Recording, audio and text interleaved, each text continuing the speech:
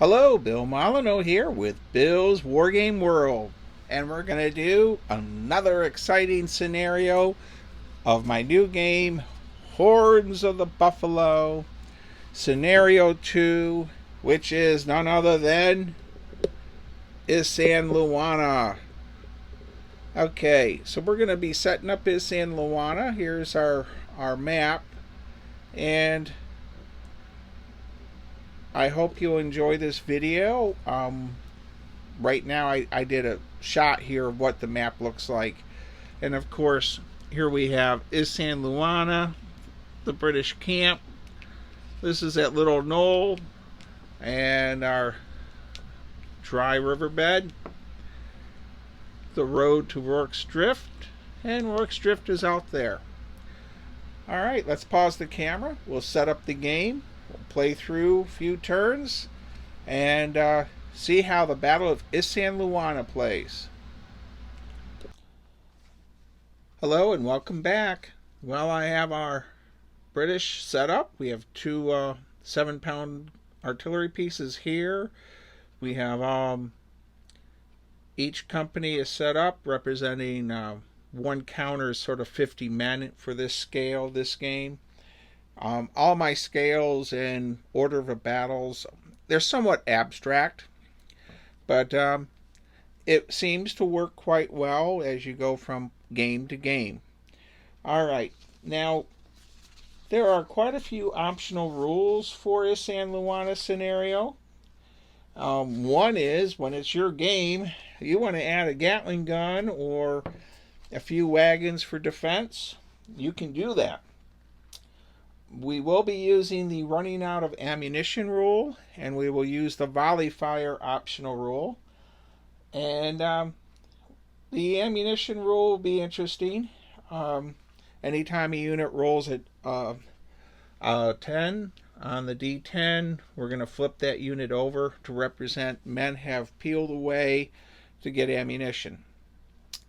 Alright, let's start with turn 1. Our rocket battery is here. It has a very unique thing. It hits on a 1 through 3, a range of 6. It can't hit anything adjacent. The artillery has a range of 9 and a fire factor of 7. And how that works is a 1 is always a hit. So it can hit out to 9 hexes with a 1 being a hit. Alright, I'm going to move the Zulus and come back to you. That way you don't have to see me move 30 Zulu units. Okay, our Zulus have advanced. And yes, we will have Zulus will come back from the dead. They get rejuvenated. We're on turn 1. Zulus have moved. The British now will fire defensively. For playability's sake, I'm going to do carbine fire here. I'm just going to do a little firing, and then I'm going to pause the camera and resolve the rest so you won't get bored. My range is 4 to hit with my carbines, a 3 to hit. I have a leader. Dunford is under there, so my 3 becomes a 1 through 4. We rolled a 7, so no hit there. The rockets, we're going to try a 1, 2, or 3 out here, and that's a hit. So we're going to flip. One Zulu unit gets flipped, and a 1, 2, or 3 it retreats, which it does. And the optional on that one, it drives that one back also. Now, for the retreat for that second unit, that's an optional rule that you can use, or you can say the second unit is unaffected by a morale check. We have no fire here. This artillery battery is on a knoll. It can see over these Natal native contingents. So we're going to go 7, 6, 5. So I need 5s to hit, 1's a hit, and 2's a hit. So we eliminated our first Zulu unit. And the Natal natives, they need 1s. And I'm going to go ahead and pause the camera and resolve the rest of this combat. Okay, welcome back, welcome back. On turn 1, the British defensive fire fired. Knocked out, reduced several units here and there. So now we're going to go to the British movement phase. The British line infantry and all can't move until turn 4. So I'm going to go ahead and move these units. The rocket battery, by the way, can't do a darn thing. But we'll bring back our carbine guys. I'm going to put the cavalry there. And so we have no Zulu fire phase. So now we have a British offensive fire. And I'm going to pause the camera and resolve that. Our Battle of Isandlwana. Okay, so for turn 1, the Zulus have lost 4 full units. And we got 1, 2, 3, about 4 also have been flipped over. The dry riverbed gives a bonus for the for melee attacks in it. For line of sight, I never did anything on that if a unit is hidden in it or not. And right now I just have it in the rules that there's it does not block line of sight, nor do you have an issue seeing someone in it. However, that might be a house rule that you may want to use when you're playing your own Isandhlwana. We're going to go to turn 2. And our Zulus will charge again. Okay, we have massive attacks all along the line. We are going to have the British are going to fire. We'll come back to the camera after I remove the casualties. The Zulus are going to try to cut off the retreat to Rorke's Drift. Alright, turn 2, British fire phase. Let's see if I roll really well and can drive them back. Welcome back. Well, this unit here did the cavalry retreat rule, and we rolled their morale, which is a 1 through 7, and they fell back. Everything else here is has fired. We took out a lot of Zulus with this British line here, and it's going to be interesting to see. We're going to now do the Zulu attacks. I'll come back to you. Well, welcome back. Well, we lost the Natal native contingent, 2 units, here and here. Our artillery is right here holding them off. We lost 1 full British company out here, and Colonel Pauline is gone. So one of the rules is Colonel Pauline or Colonel Dumford after turn 4 can escape here with the flag. So we're going on to turn 3. And turn 3, the Zulus get 6 new units, and they can set up and move immediately in their movement phase anywhere on the Z's. So we're going to pause the camera for that and set them up and prepare for turn 3. Alright, as you can see, my 6 Zulus are here. I set them up here. It's the reserve, the loins, the chest. So our Zulus are going to move, and they're heading off to cut off Rorke's Drift. And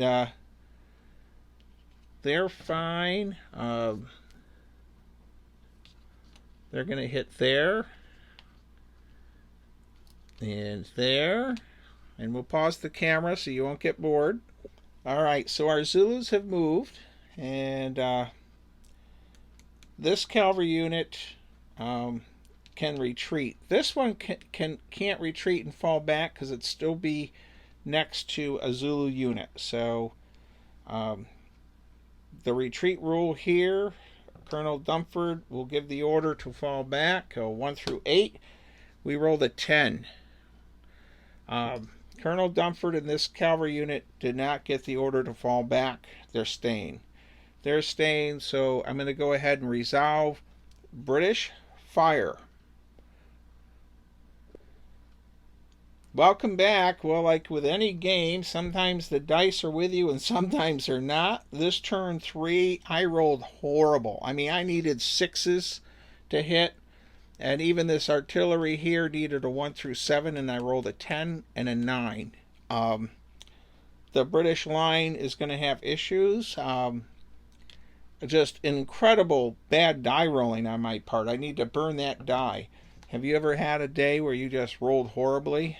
Our Zulus now get to do their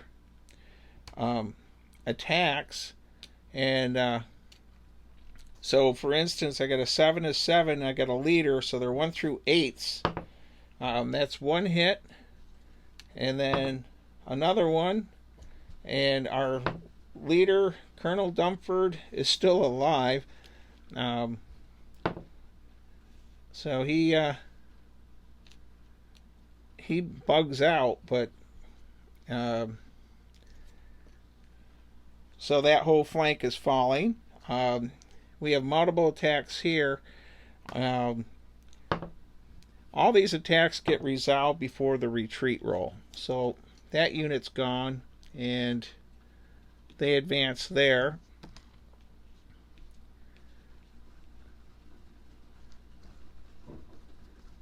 This is a 1 through 3. 1 through 7.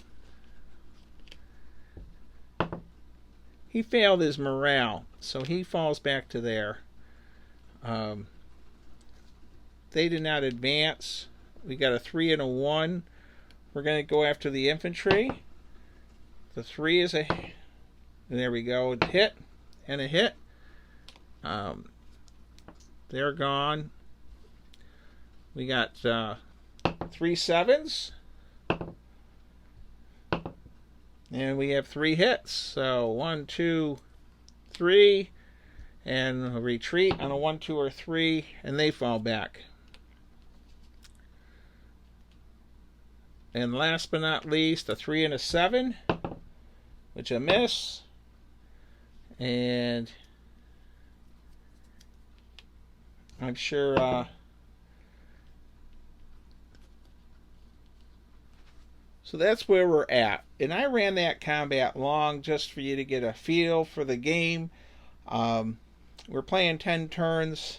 Colonel Dumford, we're going to turn 4. I'm going to pause the camera.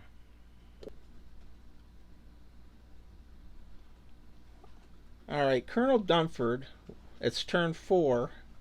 1, 2, 3, 4, 5. Colonel Dumford actually makes it off the map with the flag. The Zulu unit, no. You know, I have made an error. The Zulus move first. So, alright, where'd this leader go?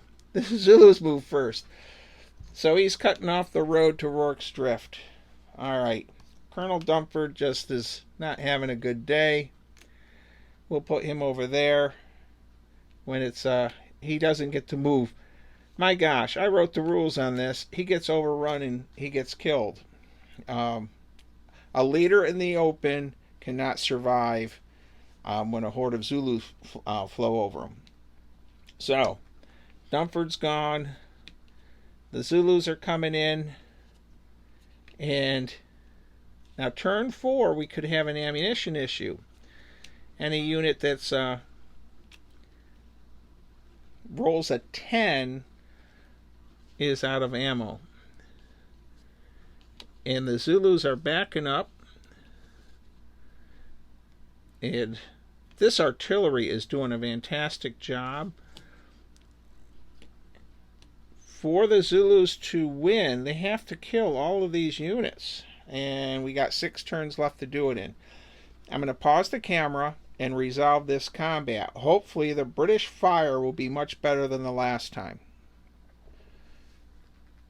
Alright, the British really rolled well here. We cleared this out, cleared this out. We only really be impressed by this unit to here, here and there. The Zulus will try to take out the artillery, but I'm very I rolled really good that time. These attacks are 7s with a +1, so they're 8s. And they kill off one British unit.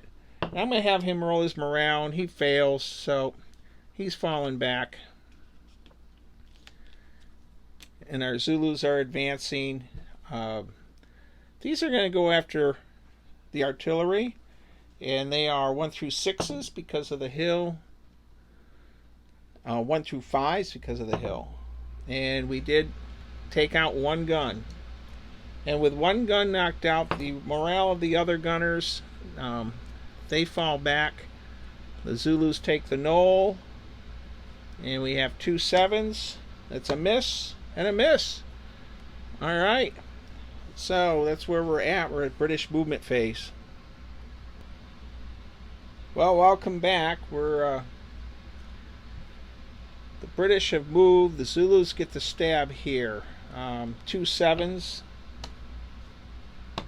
and 2 hits. We lost a British unit. I'm going to roll his morale. He's going to fall back to there. All right.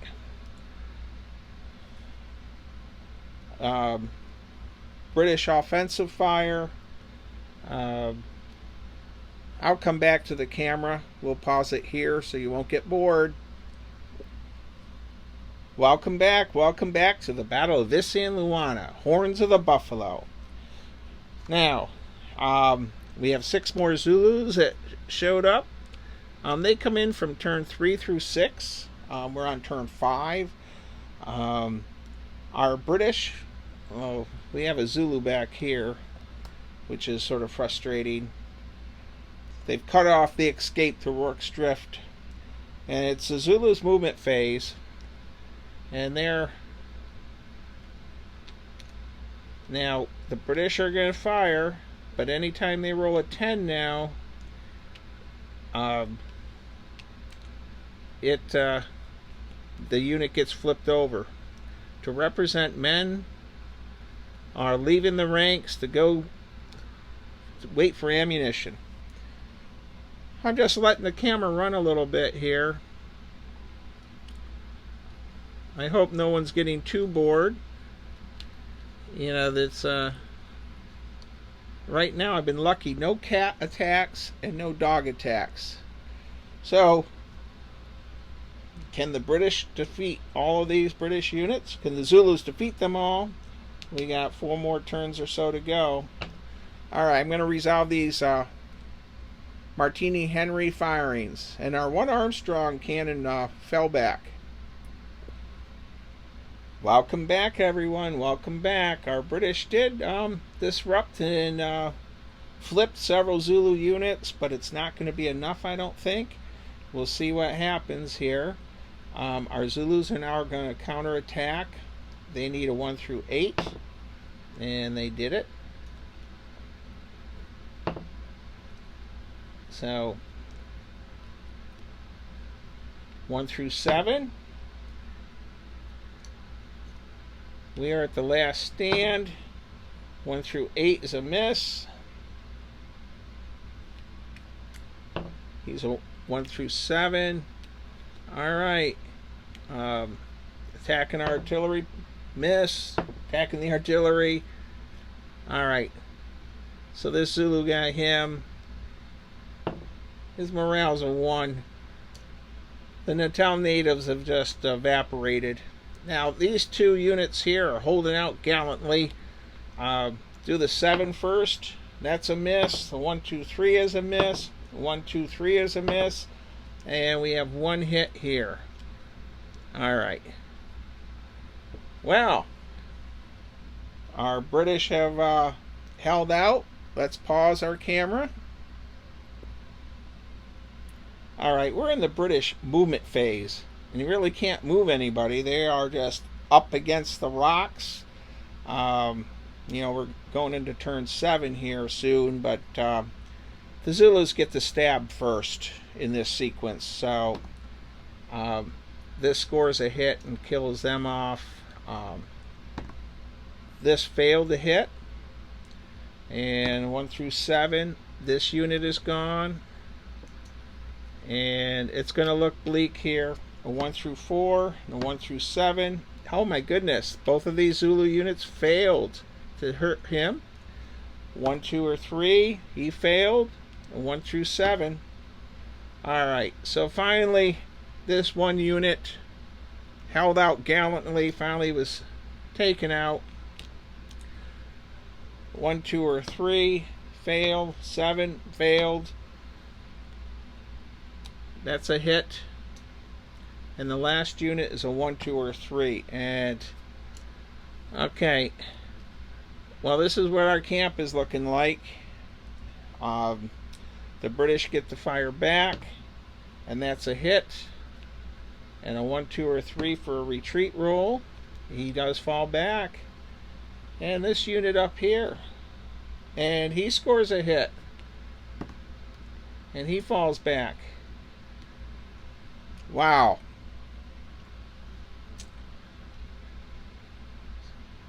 I think we're on turn 6 or 7. I've lost track, everybody. I hope you don't mind. So there will be no more Zulu reinforcements.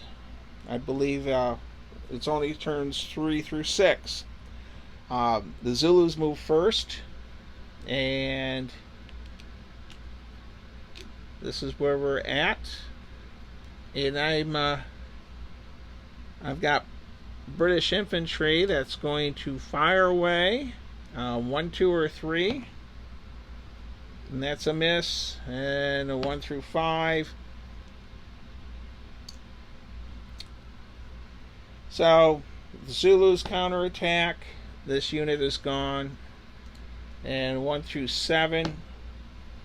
This British unit's flipped over. And another 1 through 7. So at the end of turn 7, our game is concluded. Now, ammunition. I had one British unit that rolled a 10 after turn 4. He was flipped. I had one turn where the British rolled incredibly bad. I think I had 8 or 9 rolls that were, none of them were hits, needing 1 through 6s. I also did not use volley fire. I have an optional volley fire. A leader stacked with a unit, a hit causes 2 losses instead of 1. We didn't use volley fire. And I also have the option of throwing a couple of the wagons in. We have wagon counters in the game. So the Boers say use some wagons as defenses. And another optional rule for my Isandhlwana is throw in a Gatling gun or another gun, increase the cavalry, and set up any way you'd like within the camp area. So this is scenario 2 of Isandhlwana. I might have made a few mistakes while playing it because I was just trying to zip it along. And I had no dog issues in this game, but we did have one cat attack, and we survived that. Thank you for watching, and I hope you'll be interested in purchasing Horns of the Buffalo through Blue Panther Printing within the next month or so, probably October or November. I don't think they'll have it ready by September. However, the print and play is available right now on Wargame Vault, Horns of the Buffalo. Stay safe, be kind, be courteous, and I hope you enjoy my little videos. And don't forget to subscribe. Our next, by the way, our next scenario is none other than Rourke's Drift with Color Sergeant Brom and Chard and Bromhead. All right, thank you.